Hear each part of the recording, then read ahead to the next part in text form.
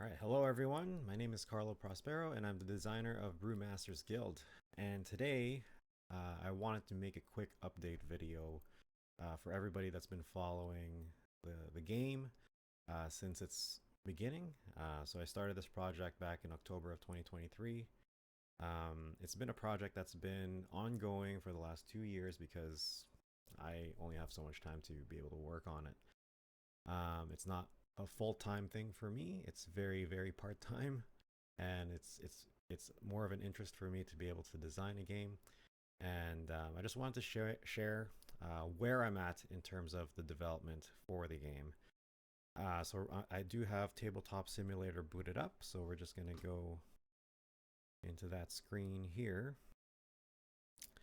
And I'm just gonna turn off my webcam for now, I think, just so we can see the game itself. So here we have it on Tabletop Simulator. I set it up for up to 4 players. So each player will have their own player board, which represents their craft beer brewery. So if you don't know this game, Brewmasters Guild is a worker placement game. It's a Euro style game where you're going to be playing as one of the brewmasters, and you're going to be building up your own craft beer brewery. You'll be doing that by drafting different cards, which give you recipes.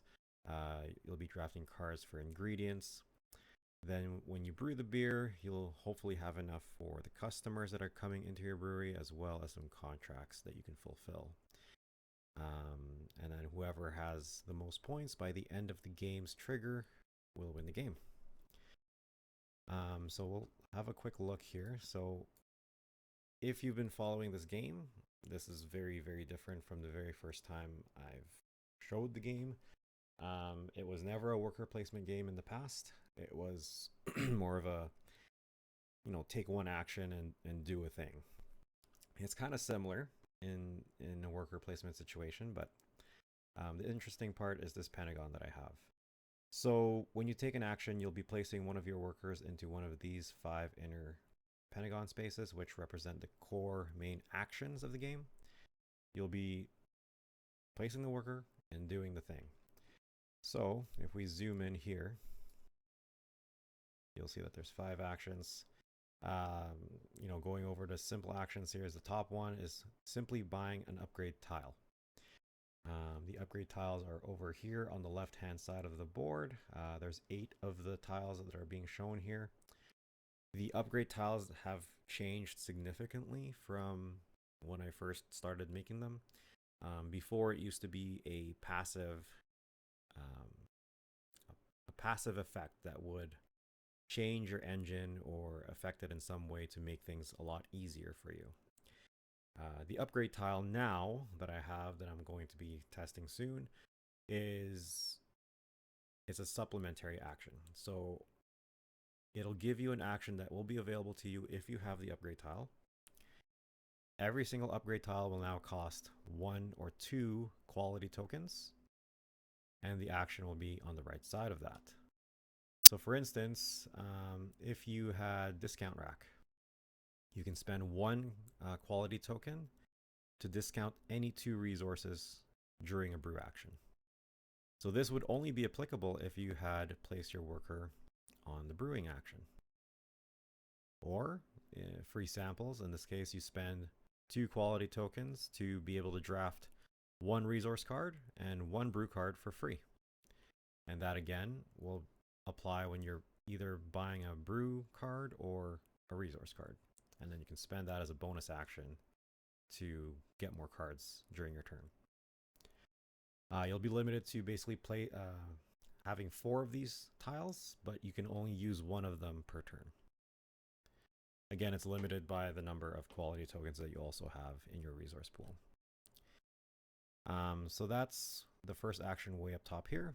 On the right hand side, we have, you can draft any number of brew cards, and that is these cards over here, which represent the different beers that you can brew. So you can buy any number of these that's available on the market. You'll be paying the coin value on the top left to be able to draft it into your hand, and then you'll be able to play one of those cards from your hand onto your player board, and subsequently being able to brew them. So where that goes would be, for example, if I bought this, I can place this card here,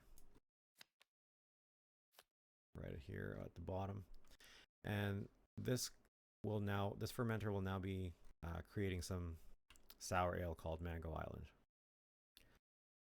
And then if in subsequent turns, if you place a new card here, if you have enough resources, then you can brew both at the same time. And it'll also depend on how much storage you have that is available. So that's that action there. The bottom right-hand action, which is with regards to the contracts, simply means if you have enough beers, you'll be fulfilling one of these contracts. I've changed them a little bit to just only have packs. There's no more kegs in the game. There's simply just beer. So if you have 4 beers, then you can do this one. And there's just a bit of a ranking system now. So if you fulfill this with 4 IPAs, you get 10 points. If you get it done with 4 American lagers, you get 6 points. If you get it done with sour ales, you get 3 points. So it's ranked from 1 to 3. I did this because the affinity tiles have changed in terms of what the Brewmaster is now akin to. So during the beginning of the game, you'll be drafting one of your Brewmasters, and then you'll be drafting an affinity tile, which tells you which types of beer you'll be in favor of. And these 3 sets, sets of 3 on each card, represent one of those affinity tiles.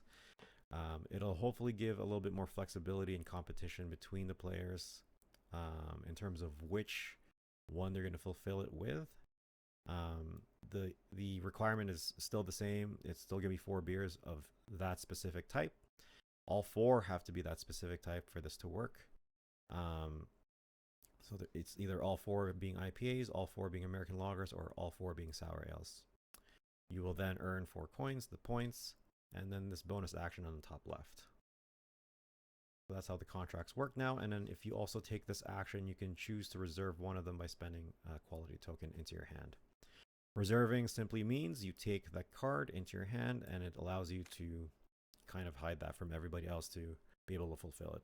It gives you a lot more time to fill that order, but if you don't fill the order at the end of the game, then there's going to be some repercussions. The bottom left corner here, which is a cube that is being moved, is simply about the new system that I have. And I think I loaded in the wrong game here, so I'm going to load in the correct one. So if you decide to take that action, you'll be able to spend some stars or quality tokens that you've earned by producing brews, and you get to simply move any one of these bottom cubes. The cost will be based on where you are on the track, so the first 2 spaces are always 1 quality token each. Spaces 3 and 4 are 2 quality tokens each. Spaces 5 and 6 are 3 each. So for instance, if I had, I think this is a brew card. Yeah. If I had this brew card here, and I wanted to upgrade its capacity as well as its production, you can move one of these cubes, and let's say I want to move it towards more income. You get to move 1 cube, and you spend 1 star.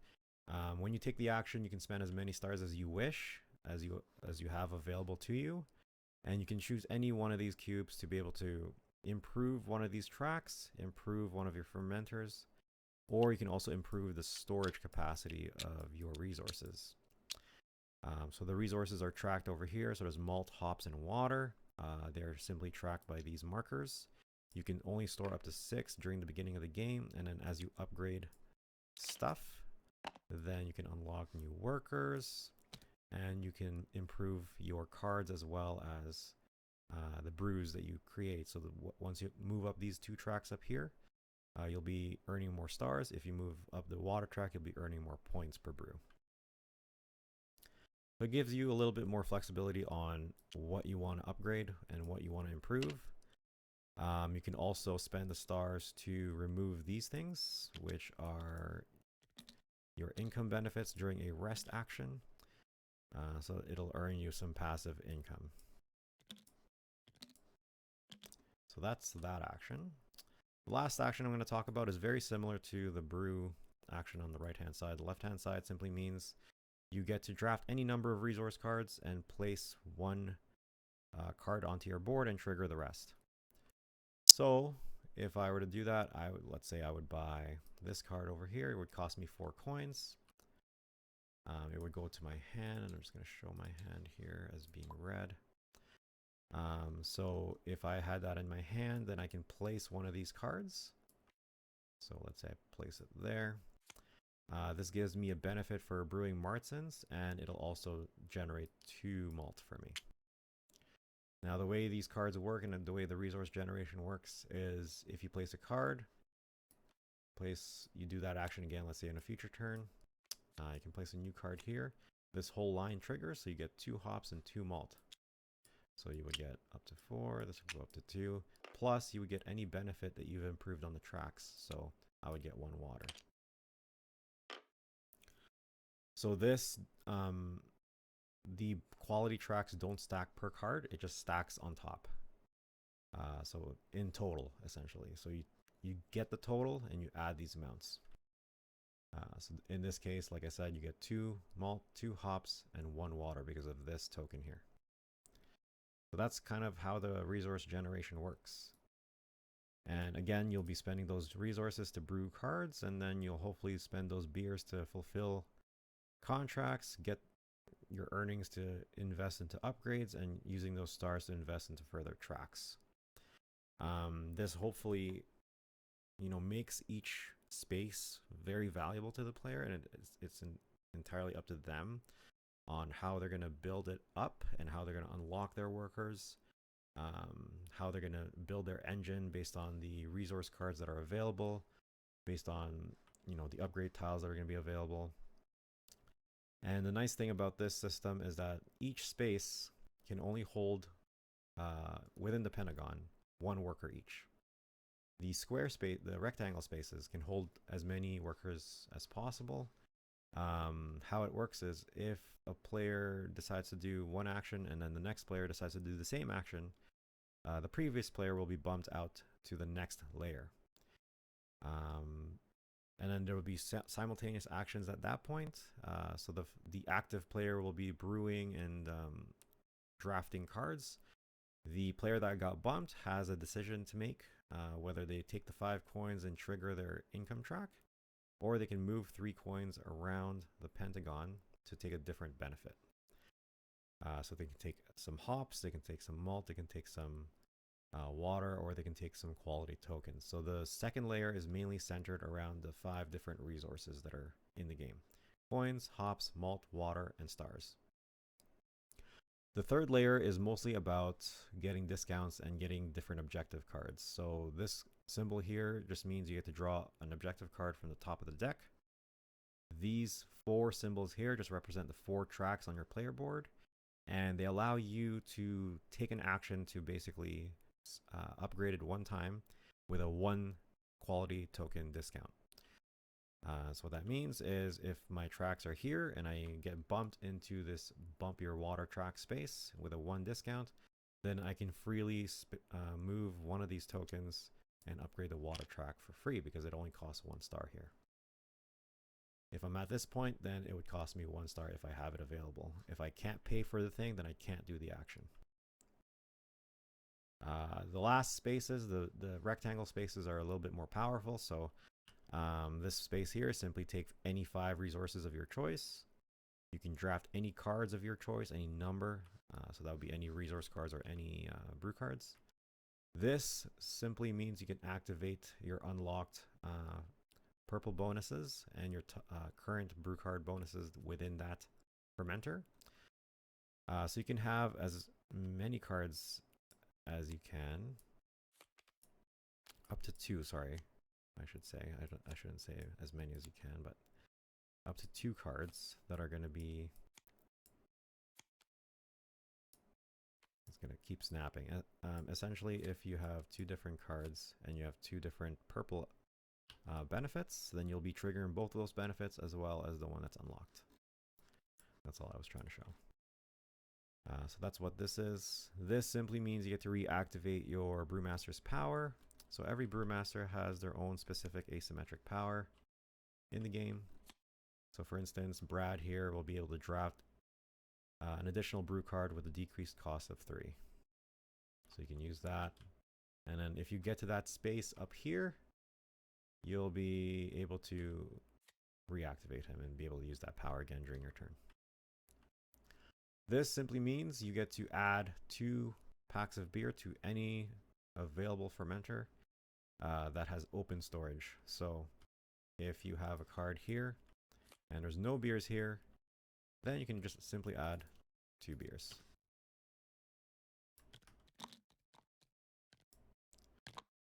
So then this will just show that this now has 2 packs of sour ale. So that's what that last action is. That's pretty much all the new changes, as well as this track here. So this is the current game tracker. So every time you rest, you'll move your token forward. You'll pay your workers a certain amount. So whoever's unlocked, whatever number of workers you have unlocked, you'll pay them $2 each. This is the number of bar customers that you'll be receiving every single turn. And then they'll be moving down, and then they'll leave if you don't fulfill their order. As you move along, it'll cost more for your workers. And then once someone hits this space here, that's the trigger at the end of the game. Everybody takes 1 more turn during that round, and that'll be the end of the game. So that's a quick little overview of the current game status.